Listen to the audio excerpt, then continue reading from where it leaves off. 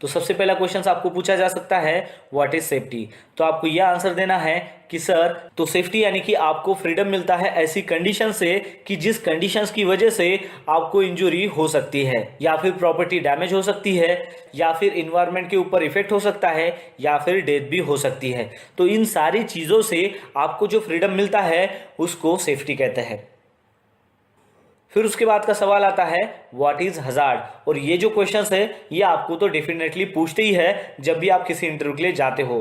तो आपको यह आंसर देना है कि सर, हजार्ड यानी कि कुछ ऐसी चीज, कुछ ऐसा पोटेंशियल कि जिसमें क्षमता होती है नुकसान पहुंचाने की। और वो जो नुकसान है वो हो सकता है प्रॉपर्टी डैमेज हो, पर्सनल इंजरी हो, इन्वायरमेंटल इफेक्ट हो, या फिर डेथ हो। ये कोई भी नुकसान हो सकता है। तो ये आपको उनको आंसर देना है। तो उसके बाद आपको सवाल पूछा जा सकता है व्हाट इज रिस्क। तो आपको यह आंसर देना है कि सर, रिस्क यानी कि प्रोबेबिलिटी, और प्रोबेबिलिटी यानी कि चांस। और ये किस बात का चांस होता है कि जैसे जो भी पोटेंशियल्स होता है जिसमें क्षमता होती है लॉस होने की, तो उस पोटेंशियल्स की कितनी रियलाइजेशन है, कितना चांस है, कितनी प्रोबेबिलिटी है, वो यानी कि रिस्क। फिर नेक्स्ट क्वेश्चन है व्हाट इज एक्सीडेंट। तो आपको यह बताना है एक्सीडेंट क्या है। एक अनडिजायर अनप्लान्ड इवेंट है जिसका जो रिजल्ट है वो इंजरी में हो सकता है, या फिर डेथ में हो सकता है, या फिर प्रॉपर्टी डैमेज हो सकती है, या फिर इन्वायरमेंटल इफेक्ट हो सकता है। फिर उसके बाद का सवाल आता है व्हाट इज इंजरी। तो इंजरी यानी कि हार्मफुल कंडीशंस जो बॉडी को सस्टेन होती है जब भी कोई एक्सीडेंट होता है तो उसे इंजरी कहते हैं। फिर उसके बाद का क्वेश्चन आता है व्हाट इज इंसिडेंट। तो आपको ये आंसर देना है कि सर, इंसिडेंट जो है वो एक अनप्लान्ड ऑकरेंस है, यानी कि वो प्लानिंग करके नहीं होता। उसका जो रिजल्ट है उसमें फिजिकल इंजुरी, या फिर किसी इंसान की जान जाना, या फिर प्रॉपर्टी डैमेज होना, या फिर इन्वायरमेंट में इफेक्ट होना, ये हो भी सकता है या फिर नहीं भी हो सकता है। लेकिन उसमें वो पोटेंशियल है, उसमें वो क्षमता है। अगर ये हो गया तो इन सारी चीज़ों का सामना उसे करना होगा। चलिए अब देखते हैं कि नियर मिस क्या है। तो नियर मिस यानी कि एक अनटूवर्ड इंसिडेंट है, या फिर ऐसी सिचुएशन जिसमें पोटेंशियल है कि जिसकी वजह से इंजुरी, प्रॉपर्टी डैमेज, या फिर इन्वायरमेंट इफेक्ट हो सकता था। फिर उसके बाद का क्वेश्चन आपको पूछा जा सकता है व्हाट इज सेफ्टी पॉलिसी। तो आपको ये आंसर देना है कि सर, सेफ्टी पॉलिसी यानी कि ये कंपनी की जो है वो सोशल लीगल ऑब्लिगेशंस होती है, उसकी ड्यूटी होती है कि उसके अंडर जितने भी एम्प्लॉयज काम कर रहे हैं उन सभी को सेफ और हेल्थ वर्किंग इन्वायरमेंट प्रोवाइड करें। फिर उसके बाद का क्वेश्चन है व्हाट इज सेफ्टी ऑडिट। तो ये भी जो क्वेश्चन है ये आपको पूछा जा सकता है। तो आपको ये बताना है कि सर, सेफ्टी ऑडिट यानी कि एक ऐसी प्रोसेस होती है जो कोई प्लांट हो, इंडस्ट्री हो, या फिर कोई एक्टिविटी हो, उनमें से आइडेंटिफाई किया जाता है कि वहां पर कौन से अनसेफ कंडीशंस है और कौन से अनसेफ एक्ट जो है वो उसमें आइडेंटिफाई किए जाते हैं। और फिर उसके बाद उसमें रिकमेंड किए जाते हैं कि आप इसमें क्या सेफ्टी इंप्रूवमेंट कर सकते हो, उसको सेफ्टी ऑडिट कहते हैं। फिर उसके बाद का क्वेश्चन आता है व्हाट इज सेफ्टी टैग। तो आपको यह आंसर देना है कि सर, सेफ्टी टैग का जो सरफेस होता है वो कार्डबोर्ड हो या फिर पेपर बोर्ड हो, उसके ज़रिए तैयार किया जाता है। और उसके ऊपर इंग्लिश लैंग्वेज और जो लोकल लैंग्वेज है उसमें सभी इंप्लॉय के लिए वार्निंग, सेफ्टी इंस्ट्रक्शन लिखे जाते हैं, उसे सेफ्टी टैग कहते हैं।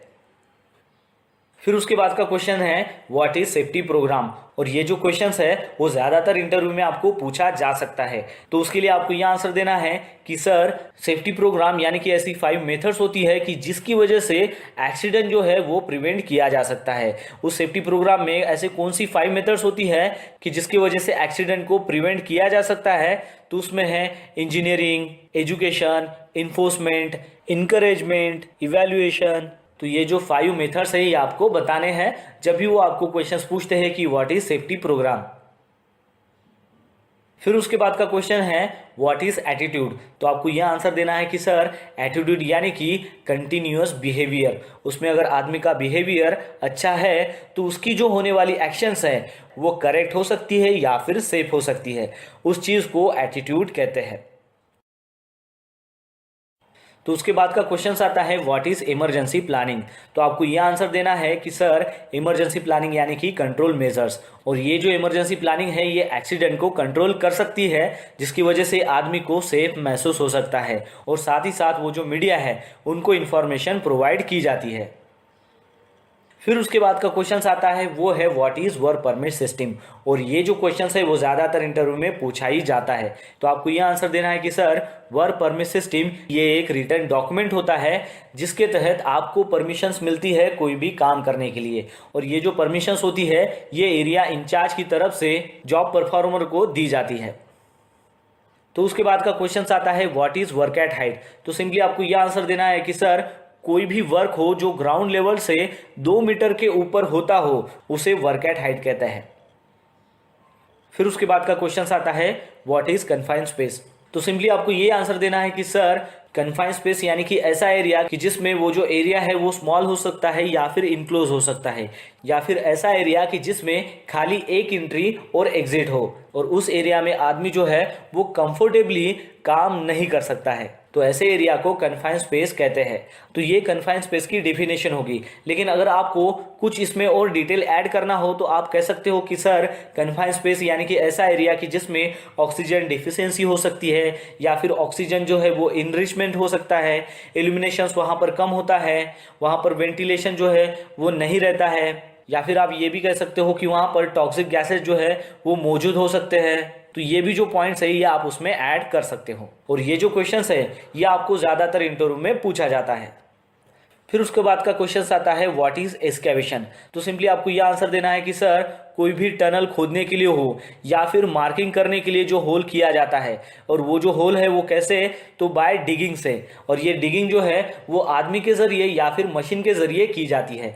यानी कि आपको जो है वो ग्राउंड लेवल से जो है वो मिट्टी रिमूव करना होता है, डिगिंग करना होता है, वो चाहे आप आदमी से करो या फिर मशीनरी से करो, उस एक्टिविटी को एक्सकेवेशंस कहते हैं। फिर उसके बाद का क्वेश्चन आता है व्हाट इज स्कैफोल्डिंग। और ये भी जो क्वेश्चन है वो ज़्यादातर आपको इंटरव्यू में पूछा जाता है जब भी आप किसी कंस्ट्रक्शन कंपनी के लिए इंटरव्यू के लिए जाते हो। तो सिंपली आपको ये आंसर देना है कि सर स्कैफोल्डिंग यानी कि एक टेम्पररी प्लेटफॉर्म होता है जो कंस्ट्रक्ट किया जाता है आदमी को और मटेरियल को सपोर्ट करने के लिए। और वो जो टेम्पररी प्लेटफॉर्म है उसके ऊपर आदमी खड़ा होकर सेफली काम कर सकता है। फिर उसके बाद का क्वेश्चन आता है व्हाट इज वेल्डिंग। तो आपको यह आंसर देना है कि सर वेल्डिंग यानी कि ऐसी प्रोसेस होती है कि जिसमें मेटल को ज्वाइन किया जाता है, और वो जो मेटल है जिसको ज्वाइन किया जाता है वो आइदर इलेक्ट्रिकल से हो या फिर गैस से हो, उस प्रोसेस को वेल्डिंग कहते हैं। फिर उसके बाद का क्वेश्चन आपको पूछा जा सकता है व्हाट इज गैस कटिंग। अब हमें यह पता होना चाहिए कि गैस कटिंग क्या होती है। तो गैस कटिंग यानी कि ऐसे प्रोसेस कि जहां पर मेटल्स को कट किया जाता है, और वो जो कटिंग है वो बाय यूजिंग ऑक्सीजन और कंबस्टेबल गैस के जरिए किया जाता है। तो उस प्रोसेस को गैस कटिंग कहते हैं।